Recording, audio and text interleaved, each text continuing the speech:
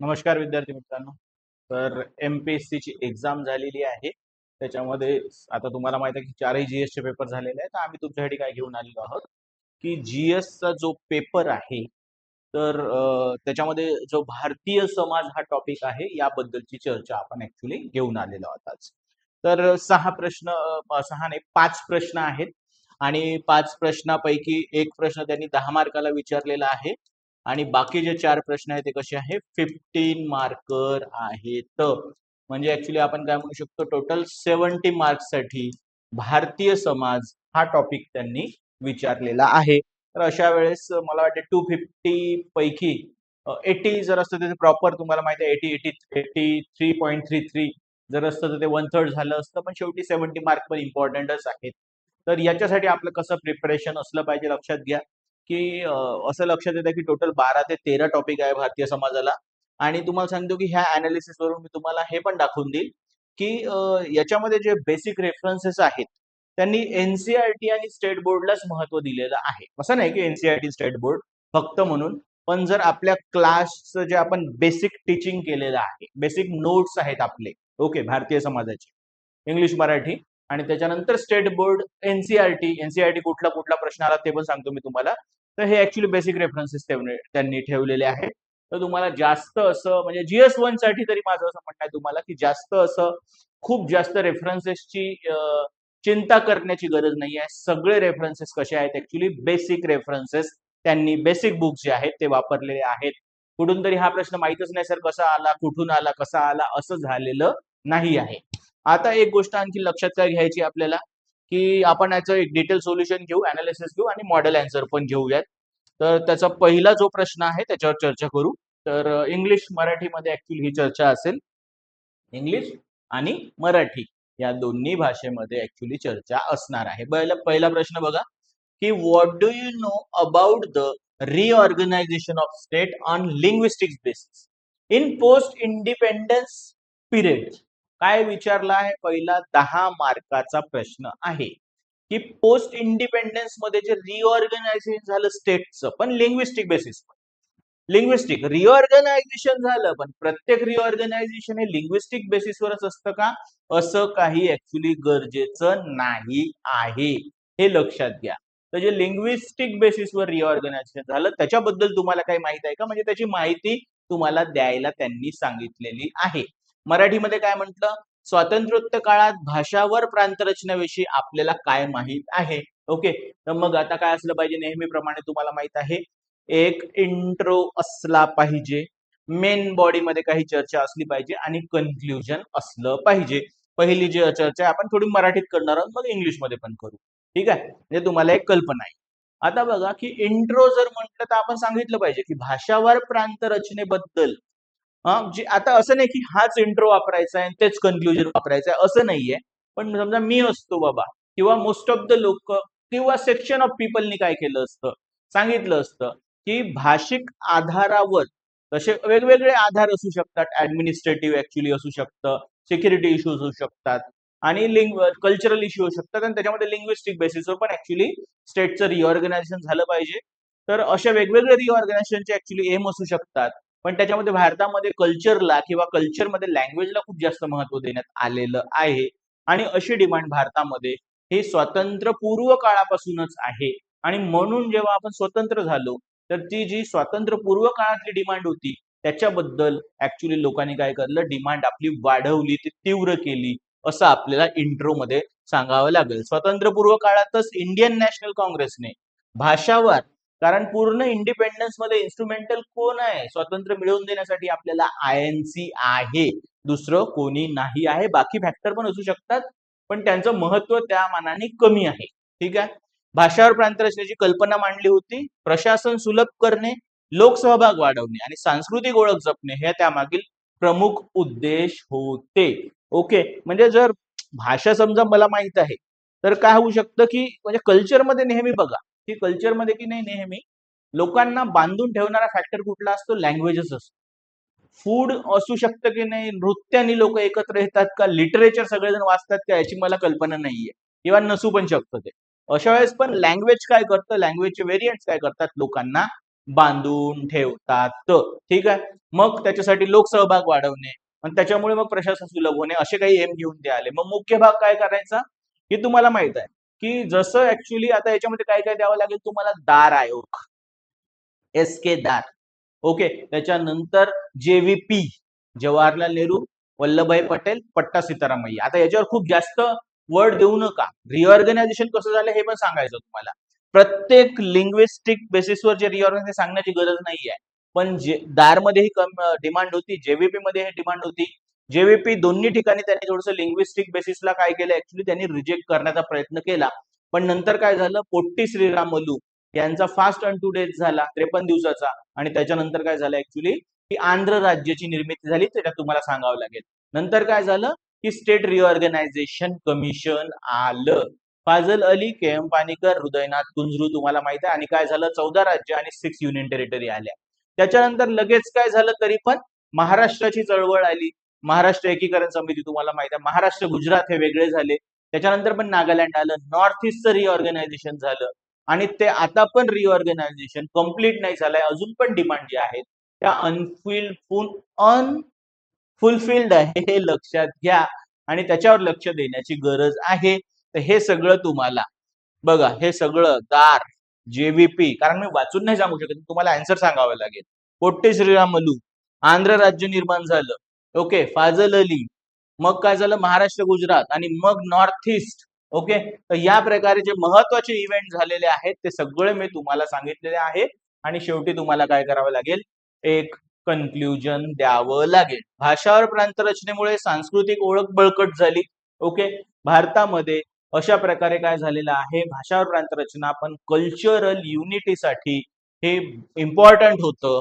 परंतु काही प्रादेशिक मागण्या अजूनही प्रलंबित आहे. पुढील काळात केवळ भाषिक आधार न ठेवता विकास, प्रशासनिक कार्यक्षमता व राष्ट्रीय एकात्मता यांना प्राधान्य देणे आवश्यक आहे. असा एक निष्कर्ष इथे तुम्ही मांडू शकता. आणि या प्रकारे तुम्हाला काय करायचं ऍक्च्युली ओव्हरऑल एक आन्सर मांडायचं आहे. मुद्दा लक्षात आला मी काय सांगितलं तुम्हाला. प्रश्न सोपे आहेत. भारतीय समाजाचे प्रश्न आहेत ते सोपे आहेत हे तुम्हाला मी सांगत आहे. आता काय करू आपण की हे जे आहे इंग्लिश मध्ये बघू. Okay. Before independence INC supported idea of linguistic reorganization of state to ensure administrative convenience, promote participation and preserve cultural unity. Okay. मग पुन्हा सांगितलं तुम्हाला दार, JVP. ओके. त्याच्यानंतर पोट्टे श्रीरामलू तर आंध्र राज्याची निर्मिती, स्टेट रिऑर्गनायझेशन कमिशन आणि त्याच्यामुळे काय झालं नंतर ओके 14 राज्य 6 युटीज फॉर्म झाल्या. महाराष्ट्र गुजरात नॉर्थ ईस्ट मध्ये पण रिऑर्गनायझेशन झालं. आणि एक तुम्हाला काय मिळून जाईल ऍक्च्युली इथे कन्क्ल्युजन मिळून जाईल. सगळंच्या सगळं स्टेट रिऑर्गनायझेशन कसं झालं असं नाही विचारलंय, त्याच्याबद्दल तुम्हाला जे आस्पेक्ट आहे त्याची चर्चा करायची आहे. ठीक आहे. कन्क्ल्युजन मध्ये आपण सांगितलं की हा एकच मुद्दा नसला पाहिजे रिऑर्गनायझेशनचा, कल्चरल किंवा लिंग्विस्टिक दुसऱ्या पण मुद्द्याला तुम्ही महत्व दिलं हे पण आपण इथे सांगितलेलं आहे. हा काय झाला आपला पहिला प्रश्न झाला. आता दुसरा प्रश्न वाचा थोडासा आणि सांगा मला काय म्हणजे आपण चर्चा करू शकतो आता.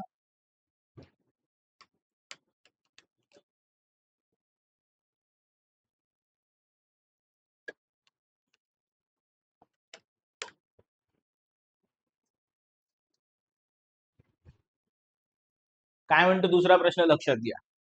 एक्सप्लेन द, हा 14व्या नंबरचा प्रश्न आहे. Okay. Explain the diversity in Indian society and explain the provision made by Indian constitution to establish unity in diversity. म्हणजे इथे त्यांनी काय केलं, डायव्हर्सिटी विचारलेली आहे आणि सोबत काय केलं ऍक्च्युली डायव्हर्सिटी सोबत इंडियन कॉन्स्टिट्यूशन मधले कुठले प्रोव्हिजन आहे ही डायव्हर्सिटी मेंटेन ठेवण्यासाठी असा प्रश्न विचारलेला आहे. भारतीय समाजातील विविधता स्पष्ट करा. विविधता सांगा, सोपा प्रश्न आहे. आणि विविधतेत एकता प्रस्थापित करण्यासाठी भारतीय संविधानाने केलेल्या तरतुदी स्पष्ट करा. 15 मार्क साठी प्रश्न आहे. 250 शब्द लिहायचे आहेत. आता आपण काय केलं, इथे एक इंट्रो दिलेला आहे. India is often described as salad bowl. Diversity दाखवण्यासाठी आपण शब्द कुठला वापरतो, सॅलड बाउल नावाचा शब्द वापरतो. Okay. Where diverse element coexist. लक्षात घ्या, मेल्टिंग पॉट आणि मेल्टिंग पॉट आणि सलाड बाउल ही संकल्पना सहसा अमेरिकन समाजाबद्दल वापरण्यात येते आणि मग ती कुठेतरी भारताला पण अप्लाय करण्यात आलेली आहे. कसं तर सलाड बाउल मध्ये काय होतं, सलाड बाउल बघितलंय तुम्ही की आता आपल्या इकडचं सलाड बाउल मध्ये ते फक्त कांदा आणि लिंबूच्या वरती, लिंबूच्या वरती कोणी जात नाही, पण तिकडे थोडस क्युक्युंबर असतं, बीटरूट असतं, बाकी गोष्टी असतात आणि तसं त्यांचं एक सलाड बाउल असं सुंदर दिसून राईट. तर आणि ठीक आहे, तर त्यामुळे त्यांचं काय म्हणणं आहे की हे जे वेगवेगळे इन्ग्रेडियंट आहे सलाड बाउलचे, ते इन्ग्रेडियंट म्हणजे विविधता आहे समाजातली आणि या इन्ग्रेडियंटमुळे काय होतं की सलाड बाउल सुंदर दिसून येतो. तसंच त्या वेगवेगळ्या डायव्हर्सिटीमुळे समाजातला तो समाज कसा दिसून येतो, ऍक्च्युली सुंदर दिसून येतो, अशी ती संकल्पना आहे ऍक्च्युली. आणि याच्या उलट संकल्पना आहे मेल्टिंग पॉटची. मेल्टिंग पॉट, मेल्टिंग पॉट इथे लिहायचं नाही, पण सांगत आहे तुम्हाला. मेल्टिंग पॉट मध्ये काय होतं की सगळे इन्ग्रेडियंट एकत्र टाकायचे आहे आणि त्यांचं सरमिसळ, ऍक्च्युली त्याचं होमोजेनायझेशन करायचं आहे आणि सगळ्यांना एकत्र करायचं आहे. म्हणजे आता अमेरिकेतले जे लोक आहेत, इटालियन लोक आहेत, युरोपियन लोक आहेत, ब्रिटिश लोक आहेत, कॅनेडियन लोक असू शकतात, एशियन लोक असू शकतात, त्यांची आयडेंटिटी स्वतःची राहिली नाही, म्हणजे एकच आयडेंटिटी बनली पाहिजे, अमेरिकन आयडेंटिटी. ठीक आहे. पण सलाड बाउल त्या ब्युटीसाठी शब्द आपण विचार डायव्हर्स एलिमेंट को exist, each retaining its unique identity. This diversity adds richness and beauty to society. At the same time, Constitution seeks to protect this diversity while fostering unity. Okay, तर unity राहिली पाहिजे याच्यासाठी constitution प्रयत्न करता या salad बाउलला maintain करण्यासाठी. Okay, diversity बघा, cultural diversity सांस्कृतिक एकता, लिंग्विस्टिक डायव्हर्सिटी भाषिक एकता.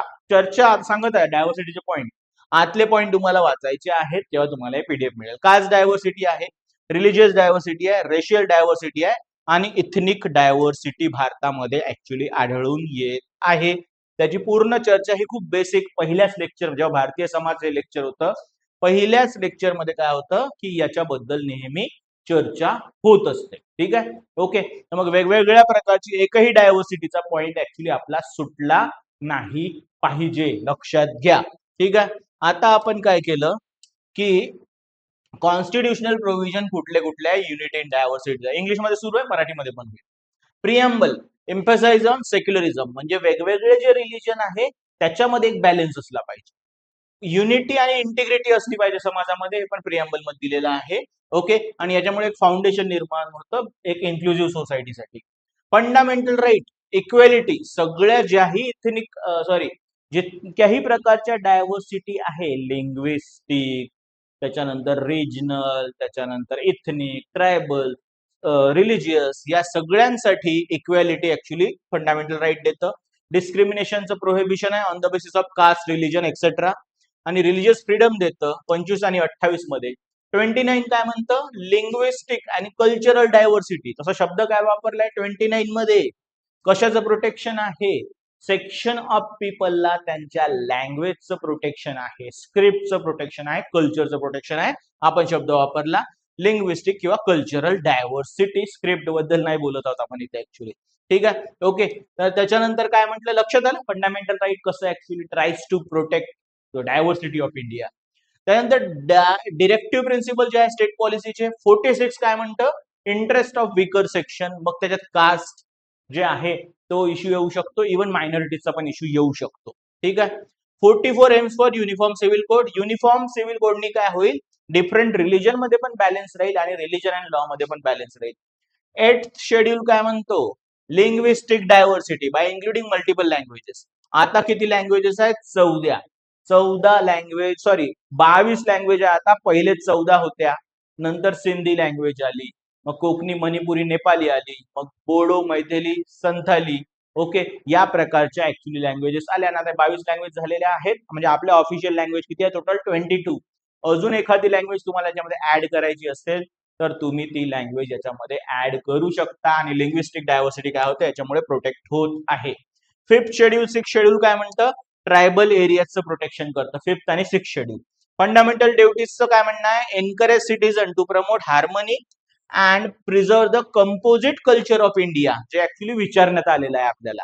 ओके, आणि कन्क्लुजन मग देऊ शकता तुम्ही की constitution of India carefully balances diversity and unity, ensuring protection of identities while promoting national integration and harmony. एकदम ऍक्च्युली हा प्रश्नच खूप सिंपल आहे. सरळ सरळ काय विचारलेलं आहे, हे डायव्हर्सिटी सांगा कशी आहे. सरळ सरळ ऍक्च्युली कॉन्स्टिट्यूशन मध्ये कुठले प्रोव्हिजन आहे हे त्यांनी इथे सांगितले, विचारलं होतं आणि जसं तसं लिहायचं आहे. 15 मार्कासाठी खूप सोपा प्रश्न त्यांनी विचारलेला आहे. ओके, थोडस आपण काय करू, याला मराठीमध्ये बघू. सलाड बाउलची संकल्पना सांगितलेली आहे आणि सलाड बाउल मध्ये काय होतं की वेगवेगळे घटक, समाजाचे घटक, तसं म्हणजे घटक सलाड बाउलचे ते असतात वेगळे, पण समाजामध्ये ऍक्च्युली ते सलाड बाउल, जर समाजाला आपण सलाड बाउल म्हटलं तर वेगवेगळे जे घटक आहेत ते विविधता आहे आणि ते एकत्र नांदतात, जपलं जातं ऍक्च्युली त्यांना, आणि तेच काय म्हणतात, समाजाला सुंदर आणि समृद्ध बनवतात. ओके, आणि याला प्रोटेक्ट करण्याचं कार्य कोणाचं आहे, सध्या कॉन्स्टिट्यूशनचं आहे, कॉन्स्टिट्युशनल मशिनरीचं आहे. सांस्कृतिक विविधता, भाषिक विविधता, जातीय विविधता, धार्मिक विविधता, वांशिक विविधता आणि येस इथेनिक डायव्हर्सिटी. इथेनिक म्हणजे वांशिकता असा शब्द आहे, वांशिकता. ओके, तर या प्रकारे ऍक्च्युली डायव्हर्सिटी भारतात आढळून येते. थोडस प्रेझेंटेशनला महत्व द्या. आता इथे मी जरी दाखवलं असेल तर तुम्ही ऍक्च्युली याला असं दाखवू शकले असते की भारतातील विविधता, आणि मग इकडे ऍक्च्युली काय केलं असतं तुम्ही, जसं मी तुम्हाला दाखवतो, भारतातील विविधता किंवा भारतीय भारतीय समाजातील विविधता असं तुम्ही दाखवलं असतं, आणि इथे मग भाषिक, सांस्कृतिक, धार्मिक किंवा अजून जे काय घटक आहे तुम्ही इथे दाखवू शकले असते, वांशिक, वांशिकता. ओके, असं तुम्ही दाखवलं असतं. इथे काही कंटेंट लिहिलं असतं, इथे काही कंटेंट लिहिला असता. ओके, आणि असं ते सुंदर दिसून आलं असतं. याला मार्क मिळतात, लक्षात घ्या. आता आता कसं आहे माहिती आहे का, की प्रश्न तर सोपे आहेत तसं बघितलं तर हा प्रश्न सोपाच आहे, पण तुम्ही ऍक्च्युली काय केलं पाहिजे की तुम्हाला जास्त मार्क मिळाले पाहिजे, हे तुम्हाला मी सांगत आहे, तर हे जमू शकतं तुम्हाला. ओके, आणि याच प्रकारे तुम्ही कॉन्स्टिट्युशनल प्रोव्हिजन पण दाखवू शकले असते, एक हब अँड स्पोक मॉडेल बनवून, किंवा वेगळ्या प्रकारे पण दाखवू शकले असते, पण वेगळं दाखवा काहीतरी. प्रस्तावना काय म्हणते, आता कॉन्स्टिट्यूशन काय म्हणत आहे, विविधतेत एकता ठेवण्यासाठी धर्मनिरपेक्षता, एकता आणि अखंडता यावर भर. मूलभूत हक्क, समतेचा अधिकार आहे, धर्माच्या आधारावर म्हणजे डिस्क्रिमिनेशन करणार नाही, जातीच्या आधारावर, कल्चरच्या आधारावर, डिसेंटच्या आधारावर. ओके, भेदभावास मनाई आहे. धर्म स्वातंत्र्य असेल 25, 28, 29, 30. 29चं काय म्हणणं आहे की सांस्कृतिक आणि भाषिक ऍक्च्युली विविधता असली पाहिजे समाजामध्ये, त्यांचं संरक्षण झालं पाहिजे. डीपीएसपीचं काय म्हणणं आहे, कलम 46 दुर्बल घटकाचे संरक्षण करू शकते, मग ज्याच्यात जाती आणि धार्मिक घटक असू शकतात जर दुर्बल आहेत तर. 44 समान नागरी कायदा काय होतो ऍक्च्युली की एक प्रकारचा समतोलच निर्माण करण्यासाठी आलेला आहे. 8वी अनुसूची भाषिक विविधतेला मान्यता देते. 5वी 6वी अनुसूची वांशिकतेला ऍक्च्युली प्रोटेक्ट करण्याचा प्रयत्न करते. मूलभूत कर्तव्य मिश्र संस्कृतीचे जतन करावे असे सांगते, आणि एक निष्कर्ष द्यायचा आहे की विविधतेत एकता जी संकल्पना आहे ते प्रोटेक्ट करण्याचं काम कोणाचं आहे सध्या, यस भारतीय संविधानाचं आहे. अशा प्रकारे हा 15 मार्काचा प्रश्न ऍक्च्युली इथे दिसून येत आहे. मुद्दा समजला मी तुम्हाला काय सांगत आहे, तर 2 प्रश्न आपण ओके चर्चेला घेतलेले आहे, चर्चून म्हणजे आपण चर्चा केलेली आहे, आपण माहित नाही मराठी माझं चुकत आहे खूप जास्त. तिसरा प्रश्न घ्यायचा बघा, explain the nature of Indian population. सोपा प्रश्न आहे, पुन्हा सांगत आहे, प्रश्न सोपा आहे. Importance of population studies. Okay, सगळं जे क्लासमध्ये घेतलेलं आहे ते आलेलं आहे, नोट्स मधलं आलेलं आहे. भारतीय लोकसंख्येचे स्वरूप आणि लोकसंख्या अभ्यासाचे महत्व स्पष्ट करा. 250 शब्द आहे, म्हणजे 15 मार्कासाठी प्रश्न आहे. थोडा विचार करा प्रश्नावर, सांगा मला.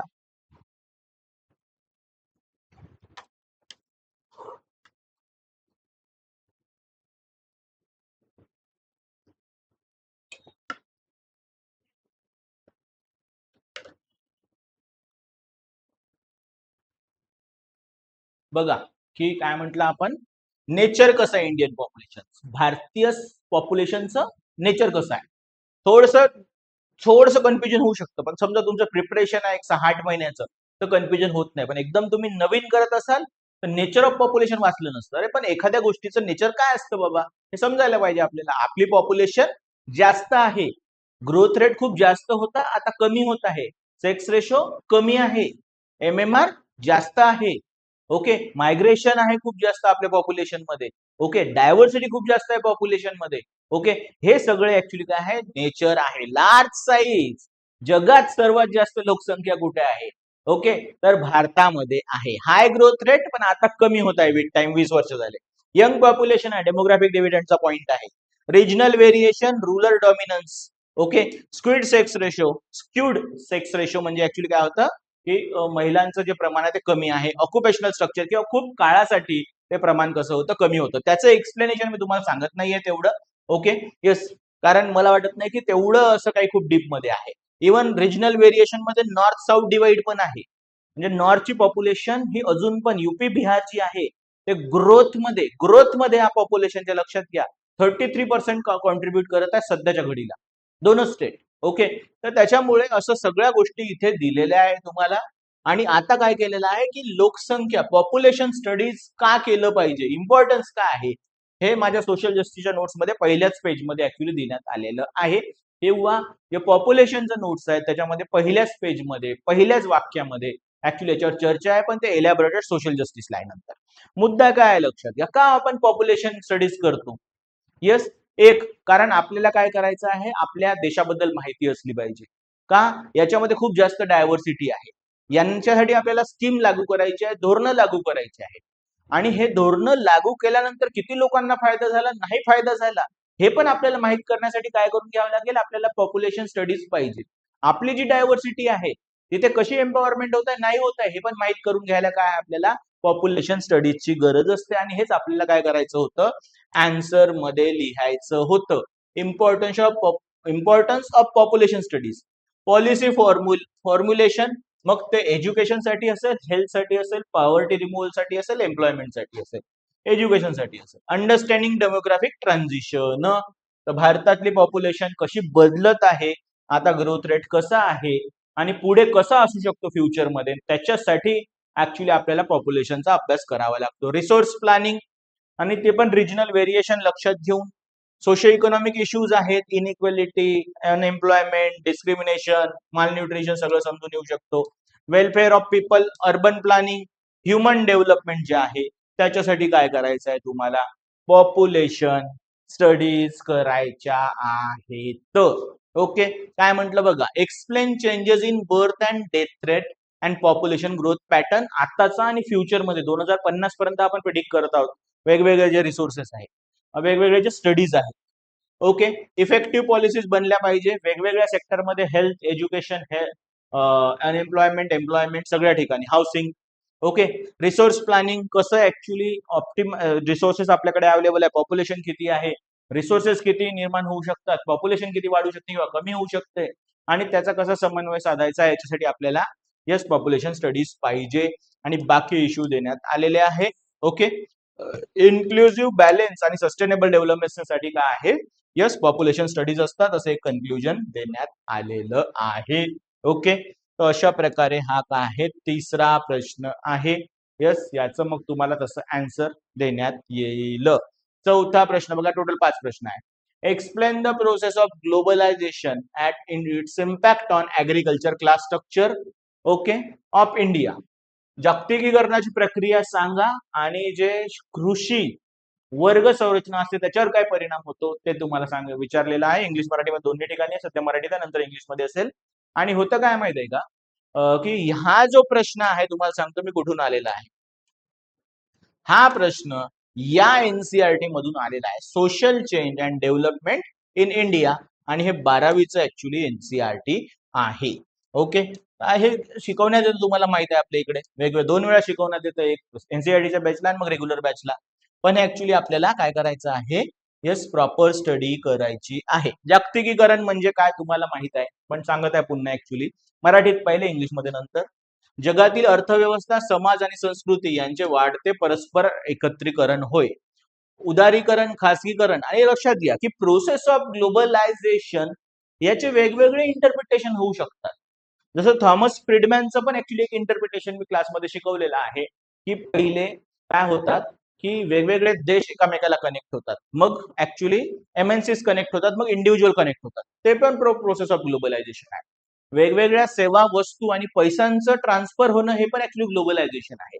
पण काहीतरी इंटरप्रिटेशन तुम्ही तिथे देण्याचा प्रयत्न करा. 15 मार्काचा प्रश्न आहे. 5 मार्कासाठी प्रोसेस सांगा, 10 मार्कासाठी काय करा, इम्पॅक्ट सांगा. Okay, yes. त्यामुळे वस्तू, सेवा, भांडवल, तंत्रज्ञान व श्रम यांचा किंवा श्रमिक पण इवन यांचा मुक्त प्रवाह वाढतो आणि त्याची मग थोडीशी प्रक्रिया आपण इथे सांगितलेली आहे. तेवढं काही एलॅबोरेटेड करण्याची गरज नाही. आता आपण काय करू की कृषी वर्ग रचनेवरील परिणाम काय आहेत. काय कृषी जी वर्ग रचना आहे, ट्रॅडिशनल वर्ग रचना कशी असते तुम्हाला माहित आहे. काही जमीनदार असतात, जमीनदाराकडे शेती असते, त्याच्यावर काही कुळ पेझंट जे आहे ते काम करतात. मग याच्यामध्ये काही स्मॉल होल्डर्स पण असतात, म्हणजे छोटे 2-4 एकर असणारे पण ऍक्च्युली शेतकरी असू शकतात. काही लोक असे असतात त्यांच्याकडे शेतीच नसते पण फक्त लेबरर असतात. काय असतात, ऍग्रिकल्चर लेबरर असतात, म्हणजे श्रमिक असतात, त्यांच्याकडे शेती नसते. तर अशी एक रचना असते. तर याच्यामध्ये काही बदल झाला आहे का ग्लोबलायझेशनमुळे, असा प्रश्न त्यांनी विचारलेला आहे. तर नवीन कृषी वर्गाचा उदय झालेला आहे. जी ट्रॅडिशनल पारंपरिक कृषी रचना आहे त्याच्यामध्ये मोठ्या प्रमाणावर बदल झालेला आहे. ओके, भांडवलदार शेतकरी नावाची गोष्ट आलेली आहे. ओके, याला रुडॉल्फ असं ऍक्च्युली तुम्ही ऐकलं नसेल कधी. रुडॉल्फ PH आहे आणि अँड रुडॉल्फ म्हणजे 2 लोक आहेत. यांनी सांगितलं की भारतामध्ये आता बुलक कॅपिटलिझम आलाय. बुलक शब्द हा शेती संबंधी वापरण्यात आलेला आहे किंवा आपण याला ऍग्रिकल्चर कॅपिटलिस्ट पण म्हणू शकतो. यांच्याकडे खूप जास्त शेती आहे आणि हे काय करतात, जे टेक्नॉलॉजी आहे त्याचा पण वापर करतात, जास्तीत जास्त प्रॉफिट मिळवतात आणि दुसऱ्यांचं पण प्रॉफिट कमी करतात आणि इंडस्ट्रीज सोबत यांचा इंटरफेस चांगला आहे. मार्केटिंग किंवा मार्केटिंगच्या एजन्सीज यांच्या हातातच आहे. तर अशा प्रकारचा पण एक वर्ग उदयास आलेला आहे. करार शेती, कॉर्पोरेटशी जोडलेले उत्पादन उदयास आलेले आहे. हे गट नफ्यावर आधारित शेती करून जागतिक बाजारपेठेशी जोडलेले आहेत.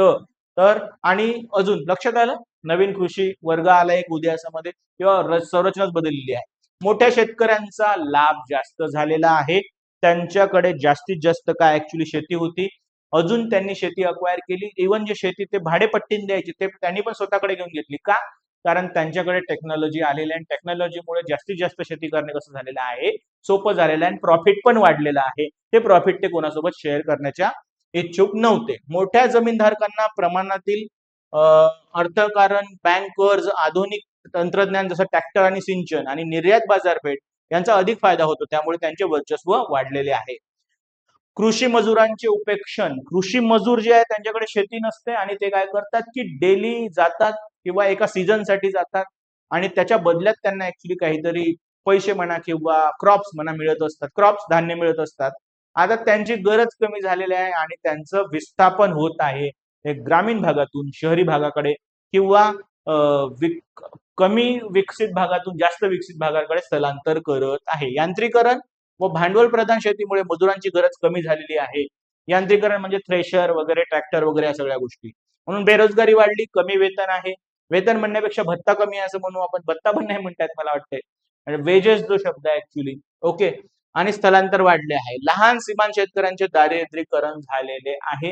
हे मोठ्या शेतकऱ्यावर, सरकारवर, सावकारांवर डिपेंडेंट आहे. त्यांचं एक्सप्लॉयटेशन वाढलेलं आहे. ग्रामीण मध्ये विषमता वाढलेली आहे आणि जात वर्ग यांचं एक फ्युजन फॉर्म झालेलं आहे.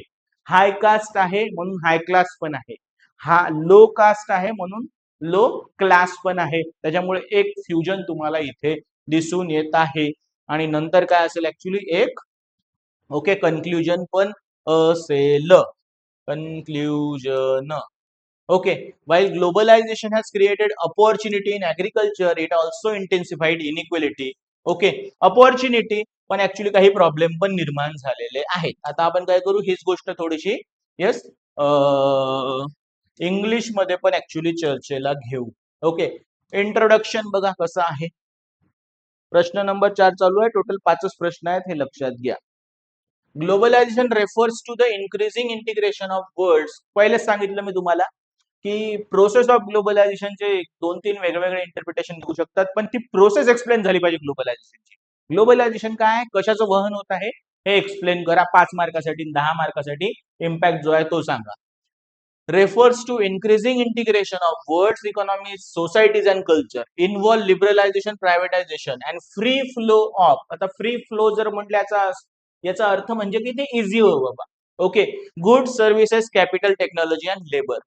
प्रोसेस ऑफ ग्लोबलायझेशन बद्दल इथे माहिती देण्यात आलेली आहे. आता आपण काय करू की यस सॉरी कन्क्लुजन नाही, impact emergence of new agrarian classes किंवा क्लास ॲग्रिकल्चर कॅपिटलिस्ट उदयास आलेले आहे. त्यांच्याकडे खूप जास्त जमीन आहे, टेक्नॉलॉजीचा ते वापर करतात. इव्हन काही जमीन त्यांनी कसायला दिली होती दुसऱ्याला, ती पण स्वतःकडे घेतलेली आहे. मार्केटवर त्यांचं वर्चस्व आहे. चलो, त्याच्यानंतर काय झालं, ते कॉन्ट्रॅक्ट फार्मिंग पण करतात. चलो, ऍडव्हान्टेज टू लार्ज फार्मर, कारण त्यांना तसं क्रेडिट मिळायला लागलं, प्रॉफिट वाढलेलं आहे. ऍग्रिकल्चर लेबरचं मार्जिनलायझेशन झालेलं आहे टेक्नॉलॉजीमुळे आणि बाकी कंडिशनमुळे. स्मॉल अँड मार्जिनल फार्मर जे आहेत, म्हणजे ज्याच्याकडे कमी प्रमाणात शेती होती, त्यांना क्रेडिट पण मिळत नाही, टेक्नॉलॉजीचा पण ते वापर करू शकत नाही, सरकारला पण त्याची चिंता नाही आहे. ओके. इन रुरल असमानता इनइक्वेलिटी वाढलेली आहे आणि कास्ट अँड क्लासचं फ्युजन झालेलं आहे. जे जास्त हाय कास्ट असतात, इव्हन डॉमिनंट कास्टचा पण खूप जास्त फायदा झालेला आहे याच्यामध्ये. हाय कास्ट आहे म्हणून हाय क्लास झाले, लो कास्ट आहे म्हणून लो क्लास झाले, आणि मग कास्ट क्लास दोन्ही ऍक्च्युली काय आहे, हाय किंवा लो असं डिव्हिजन तुम्हाला इथे दिसून येत आहे. ओके. त्याच्यानंतर काय आहे, conclusion. While globalisation has created opportunities in agriculture, it also intensified inequality and insecurity. Insecurity आणि इनइक्वेलिटी वाढलेली आहे. Highlighting need for balance and inclusive policies. Okay. तर हे ऍक्च्युली एक कन्क्लुजन आपण ठेवलेलं आहे. रेफरन्स सांगितलेला आहे मी तुम्हाला, इथे ऍक्च्युली चर्चेला तुम्हाला दिसून येऊ शकतो. प्रश्न नंबर 17 आणि इंडियन सोसायटी मधला हा शेवटचा प्रश्न आहे.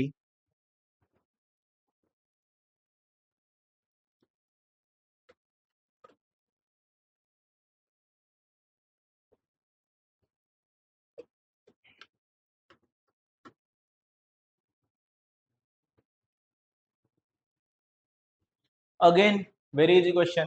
GS1 चे माहिती आहे का प्रश्न, हा प्रश्न लक्षात घ्या, इझीच आहे जवळपास, पण तुमचं वाचन पण असलं पाहिजे. तुम्ही वाचलंच नाही, तसं समजूनच नाही घेतलं, तर मग ते कठीण पण होऊ शकतं. आता बघा, डिस्कस द, प्रश्न नंबर 17 आहे हा पेपर मधला, GS1 मधला. Discuss the historical context of communalism. आता हे वाचायला जरी सोपं आहे, तर हिस्टॉरिकल कंटेक्स्ट मध्ये खूप काही तुम्हाला सांगतो. हिस्टॉरिकल कंटेक्स्ट जरी विचारलं ना, 250 शब्द लिहू शकतो मी, ठीक आहे. पण आपल्याला इथे थोडंसं करावं. हिस्टॉरिकल कंटेक्स्ट एक भाग झाला, ठीक आहे. In India it's impact in contemporary society हा दुसरा भाग झाला, तिसरा प्रश्न झाला. आणि सोल्युशन द्यायचा हा तिसरा प्रश्न झाला. भारतातील सांप्रदायिकतेचा ऐतिहासिक संदर्भ, समकालीन समाजा, ऐतिहासिक संदर्भ, समकालीन समाजावर त्याच्या परिणामांची चर्चा करा. ओके. चर्चा करायचं असं विचारलंय, तसं याचे पॉझिटिव्ह इम्पॅक्ट पण असतात. ओके. आणि उपाय सुचवा, असे 3 प्रश्न आहेत. तर माझं म्हणणं आहे 5-5 मार्काचे 3 प्रश्न आहेत असं कन्सिडर करून लिहा. एक इंट्रो द्या की कम्युनलिझम म्हणजे काय. ओके. आणि त्याचं मग आपल्या नोट्स, हे सगळं चर्चेला आपण घेतलेलंच आहे. मला वाटतं की मोस्ट ऑफ द बुक्स मध्ये हे अवेलेबल आहे, सगळीच कडे अवेलेबल आहे. मी असं पण नाही म्हणणार मीच शिकवलं होतं का, मीच घेऊ शकतो, हे पण नाही म्हणताय मी तुम्हाला. येस, हे सगळीकडे काय आहे, अवेलेबल आहे. ओके.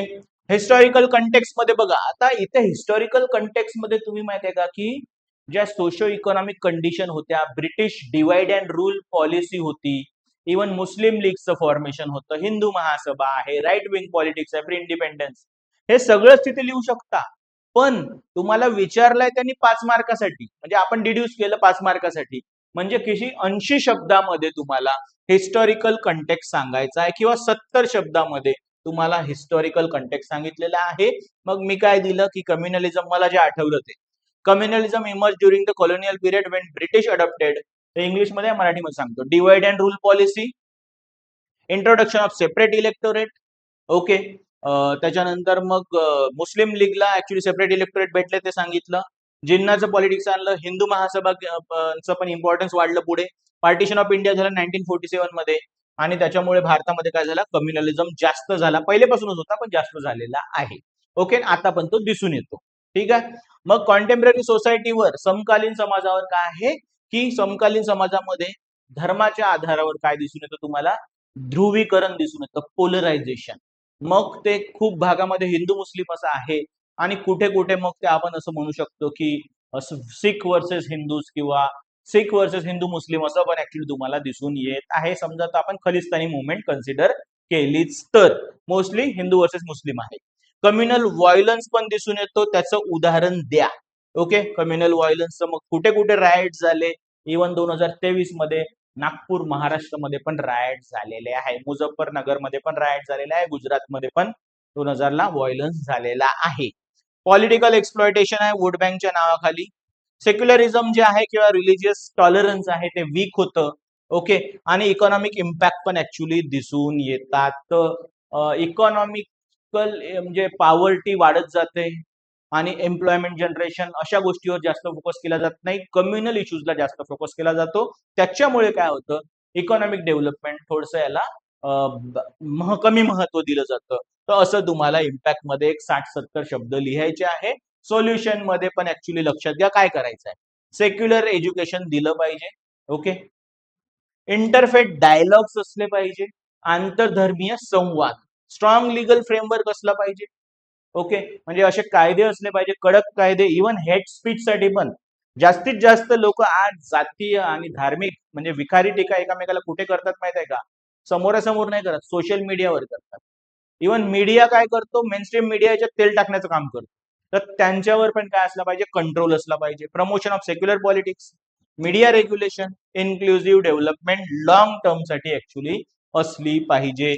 ओके, आणि कम्युनल हार्मनी काय आहे? लक्षात आलं मुद्दा, सोल्युशन. कारण 3 प्रश्न विचारले यार त्यांनी डायरेक्ट कसं करायचं. Conclusion, communal harmony is essential for national integration, राष्ट्रीय एकात्मतेसाठी कम्युनल हार्मनी पाहिजे. A balance approach combining legal educational and social measure is necessary to curb the communalism. Okay, मराठीमध्ये करायचं काय हे? हो, कम्युनलिझमची एक डेफिनेशन द्या. आणि ऐतिहासिक संदर्भ मी तुम्हाला सांगितलेला आहे. ब्रिटिशांची डिवाइड अँड रूल पॉलिसी आली पाहिजे, मुस्लिम लीगचं फॉर्मेशन असलं पाहिजे, त्यांना सेपरेट इलेक्टोरेट मिळालं हे असलं पाहिजे, भारताची फाळणी असली पाहिजे, राईट विंग पॉलिटिक्स असलं पाहिजे, अजून काही असलं पाहिजे, पण 70 शब्दापेक्षा जास्त नको. ठीक आहे. नंतर काय असलं पाहिजे? परिणाम, धार्मिक ध्रुवीकरण, हिंसा, राजकीय शोषण, धर्मनिरपेक्षतेला धक्का किंवा त्याचं महत्व कमी होणे, आर्थिक परिणाम आणि सामाजिक अविश्वास ऍक्च्युली वाढत जातो. हे तुम्हाला लिहायचं आहे. आणि त्याचे उदाहरणं जर असेल तर ते पण सांगा. उपाय काय या सर्व सिच्युएशनवर? उपाय, धर्मनिरपेक्ष शिक्षण असलं पाहिजे, संवैधानिक मूल्यांचा प्रचार प्रसार झाला पाहिजे, आंतरधर्मीय संवाद, समन्वय, कठोर कायदे, धर्मनिरपेक्ष राजकारण. कारण आपलं थोडं कम्युनल आहे पॉलिटिक्स, वोट बँक पॉलिटिक्स आहे, धार्मिक आधारावर ते आता वाढतच आहे. आणि ज्या प्रकारच्या घटना या महिन्यात झालेल्या आहे, नाशिक जिल्हा कायद्याचा भाले किल्ला तुम्हाला माहित आहे, मी सांगणार नाही. ओके, विशेषतः टीसीएस प्रकरण. तर त्याच्यामुळे काय होतं की थोडस हे अजून वाढतच आहे असं लक्षात येत आहे. ते काय खरं खोटं आहे मी सांगत नाही तुम्हाला, पण थोडस तो तो जो इश्यू आहे तो जास्त हायलाइट व्हायला लागलेला आहे. माध्यम सोशल मीडियावर नियंत्रण असलं पाहिजे, सर्वसमावेशक विकास असला पाहिजे लॉंग टर्म मध्ये. तर लोक त्या आपल्या धर्मापेक्षा कशाला, डेव्हलपमेंटला जास्त महत्व देतील, देशाला जास्त महत्व देतील, यासाठी प्रयत्न केले पाहिजे. अशा प्रकारचे ऍक्च्युली 5 प्रश्न आपण काय केलेले आहे इथे चर्चेला घेतलेले आहेत. प्रश्न अतिशय सोपे आहेत आणि ज्या ज्या ऍक्च्युली समजा तुम्ही कॉन्सेप्ट लक्षात घ्या, स्टेट बोर्ड एनसीईआरटी आणि बेसिक जे क्लासच्या नोट्स आहेत हे जर तुम्ही कॉन्सेप्ट समजून घेतले असेल, काही जुने प्रश्न लिहिले असतील युपीएससीचे, ठळक प्रश्न, असं नाही की खूप रेअर प्रश्न, पण तरी तुमचं ऍक्च्युली प्रिपरेशन याच्यामधून होऊ शकतं असं मला पर्सनली वाटत आहे. तरी पण हा व्हिडिओ बघितल्यानंतर तुम्हाला काही डाऊट असेल, काही गायडन्सची गरज असेल तर तसं तुम्ही कमेंट करू शकता आणि आमच्या अकॅडमी सोबत संपर्क साधू शकता. तुमचे सगळे डाऊट आमच्यासाठी खूप महत्वाचे आहेत आणि याच प्रकारे आपल्याला 2026 साठी काय करायचं आहे, प्रिपरेशन करायचं आहे. धन्यवाद.